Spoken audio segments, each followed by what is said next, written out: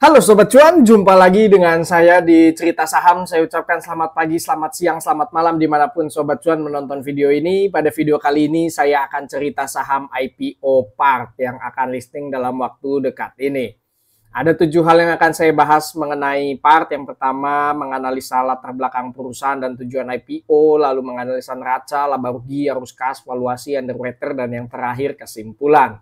Pertama kita akan mulai dari kegiatan usaha perseroan. Perseroan adalah perusahaan manufaktur spare parts dengan fokus pada stamping dan assembling parts yang didirikan pada tahun 2009.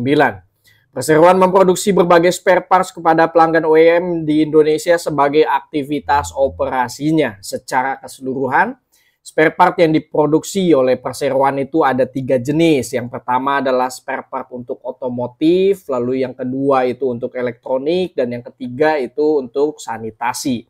Dan berikut ini adalah contoh spare part untuk kendaraan bermotor roda 2, lalu ini kendaraan bermotor roda 4, dan ini adalah spare part untuk elektronik yang diproduksi oleh perseroan, dan ini salah satu contoh untuk jenis di bagian sanitasinya. Lalu untuk kompetitornya, Sobat Cuan pasti sudah tidak asing lagi dengan kode saham Auto, Bold, DRMA, dan ISAP. Dan mereka itu semua adalah kompetitor dari IPO yang kali ini, yaitu Part. Untuk kapasitas produksinya ialah bagus karena tiap tahun untuk kapasitas produksi perseroan itu selalu meningkat. Demikian pun dengan pendapatannya. Pendapatannya pun ini tiap tahun diagramnya meningkat. Berikut ini adalah sejarah atau rekam jejak perseroan dari 2009 sampai dengan saat ini. Dan sampai dengan saat ini perseroan memiliki 235 karyawan. Selanjutnya saya akan membahas mengenai rencana IPO Part.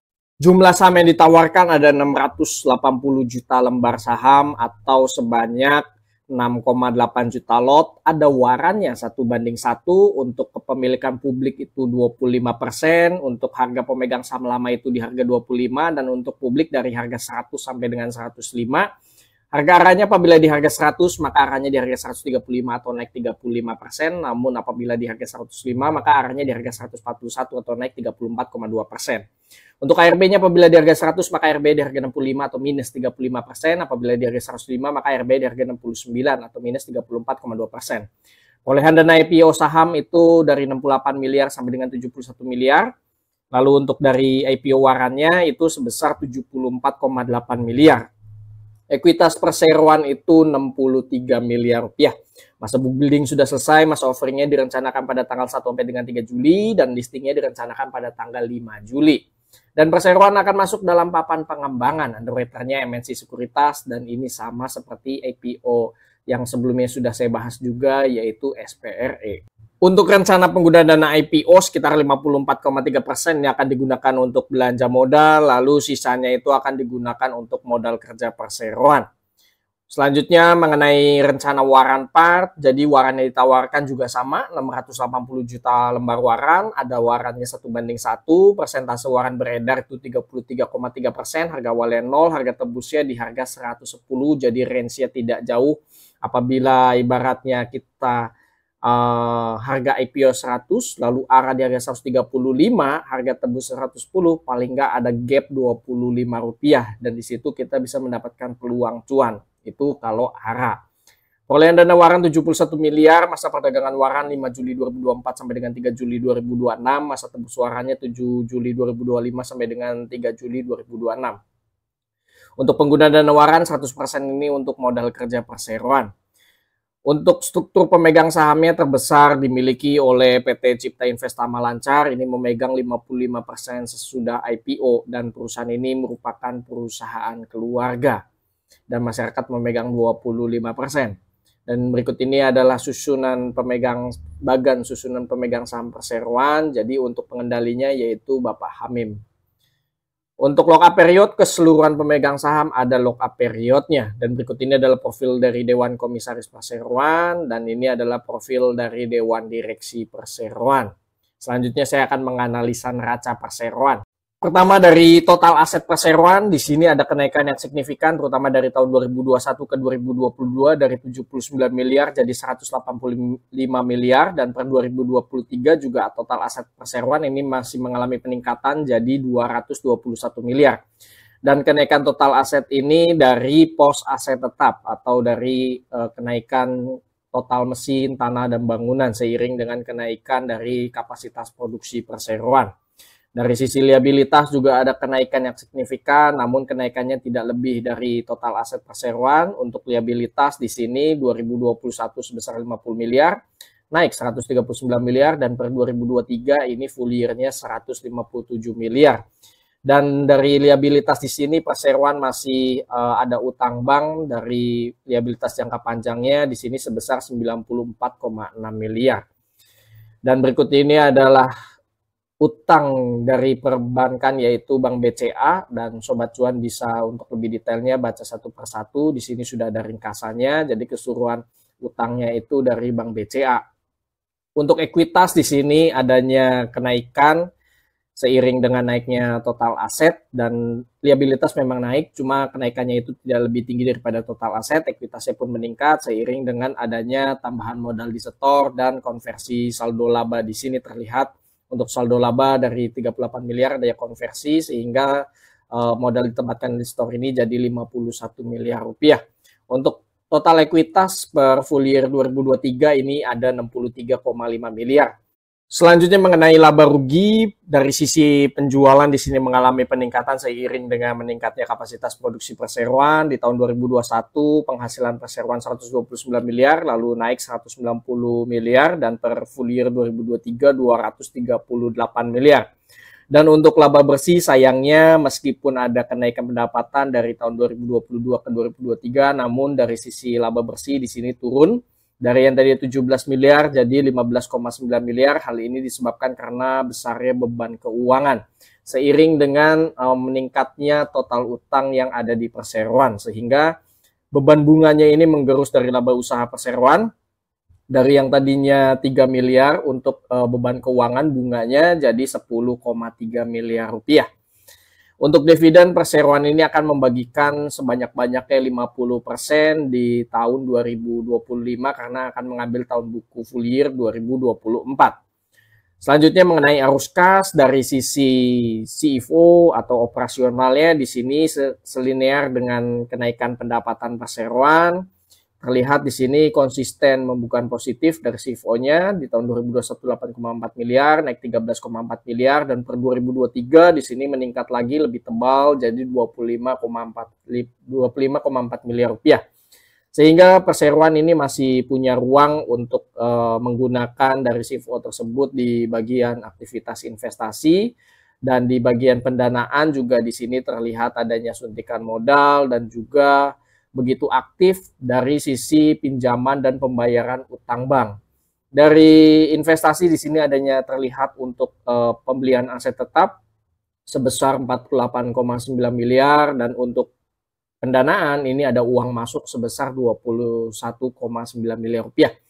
Sehingga adanya adanya penurunan bersih kas dan setara kas ini sebesar 1,5 miliar, dan pada awal tahun itu ada 2,2 miliar, sehingga per akhir tahun 2023 kas perseroan ini sisa 687 juta rupiah. Selanjutnya mengenai valuasi, di sini saya ambil di harga 100 sampai dengan 105, saya ambil laporan keuangan full year 2023, total saham beredar ada 2,7 miliar lembar saham. Pendapatannya 238 miliar, laba bersihnya 15,9 miliar, total aset 221 miliar, liabilitasnya 157 miliar. Untuk ekuitas saya sudah tambahkan dengan perolehan dana IPO apabila di harga 100, 131 miliar, apabila di 105, 134 miliar. Market cap, harga saham dikalikan total saham beredar, maka market cap-nya 272 miliar, apabila di 105, 285 miliar. Book value apabila di harga 100, maka book value 48,3 dan di 105, 49,6. PBVR perbandingan antara harga saham dengan book value apabila di harga 100 2 kali, apabila di 105 ini 2,1 kali. Untuk EPS, perbandingan antara laba bersih dengan total saham beredar, EPS yang didapatkan 5,8, dan PER-nya ini perbandingan antara harga saham dengan EPS. Apabila di harga 100, maka PER-nya itu 17,2. Lalu apabila di 105 ini 18,1. ROE-nya ini perbandingan antara laba bersih dengan ekuitas. Dari ekuitas 131 miliar dapat membuka laba bersih 15,9 miliar, maka ROE-nya ini 12%. NPM perbandingan antara laba bersih dengan pendapatan. Dari pendapatan 238 miliar dapat membukukan laba bersih 15,9 miliar, maka profit marginnya 6,7%. Dari perbandingan antara liabilitas dengan ekuitasnya. Ekuitasnya 131 miliar, liabilitasnya mencapai 157 miliar, sehingga DER-nya ini 119%. Apabila di 105, 116%. Next, yaitu mengenai underwriter. Underwriter-nya MNC Sekuritas. Seperti yang sudah saya singgung sebelumnya, MNC Sekuritas juga dalam IPO berjamaah kali ini, selain part, perseroan MNC Sekuritas juga membawakan IPO SPRE. Bedanya SPRE ini papan akselerasi dan part ini papan pengembangan. Untuk papan pengembangan sendiri sayangnya terakhir kali itu ada baik. Untuk closing ini hasilnya kurang memuaskan karena closingnya itu ARB, bahkan ARB-nya sampai 2 kali. Namun pada saat opening, nah Sobat Cuan bisa lihat di sini untuk papan pengembangan ataupun utama win rate openingnya itu 100%. Sehingga paling tidak kita bisa amankan cuan dulu apabila pada saat opening itu tidak arah. Untuk risk rewardnya ketika kita trading IPO, karena untuk part ini ada waran 1:1 dan di sini saya memberikan setidaknya gambaran kepada Sobat Cuan bagaimana risk rewardnya. Nah, di sini saya ambil contoh ibaratnya kita penjatahan mendapatkan 10 lot, maka warannya juga itu dapat gratis 10 lot. Dan di sini saya contohkan apabila harga IPO-nya nanti di harga 100, maka paling tidak modal kita 100.000. Dan pahitnya ketika ARB kalau sudah ibaratnya naik itu kan pasti sudah cuan ya. Tapi di sini saya gambarkan bagaimana rewardnya dan risknya atau resikonya itu ketika saham tersebut ARB. Apabila kita ibaratnya baru jual itu di harga ARB atau di harga 65, maka paling tidak kita modalnya itu sudah tergerus 35.000. Sorry, di sini salah, minusnya 35.000. Maka modal kita tersisa 65.000. Nah, di warannya paling tidak untuk mengamankan cuan apabila di harga ARB ini mengalami ARB hari pertama, paling tidak di waran pertama hari pertama itu kita harus jual di harga 36. Maka dari itu dari keuntungan waran sebesar 36.000 sehingga kita bisa mengembalikan kerugian yang ada di induknya. Lalu bagaimana kalau ibaratnya kita baru bisa menjual di ARB kedua seperti baik ARB 2 kali? Atau maka modal kita tersisa 50.000, maka hari pertama waran kita paling tidak wajib terjual di harga 51 agar bisa mengembalikan kerugian yang ada di induknya. Nah, semoga dengan ada gambaran ini bisa jadi bahan pertimbangan untuk Sobat Cuan mau ikut IPO part ini atau tidak. Dan yang terakhir yaitu kesimpulan mengenai rencana IPO dan latar belakang perseroan. Part secara bisnis masih punya ruang bertumbuh, hal ini relevan dengan meningkatnya kapasitas produksi dan penjualan yang dilakukan oleh perseroan.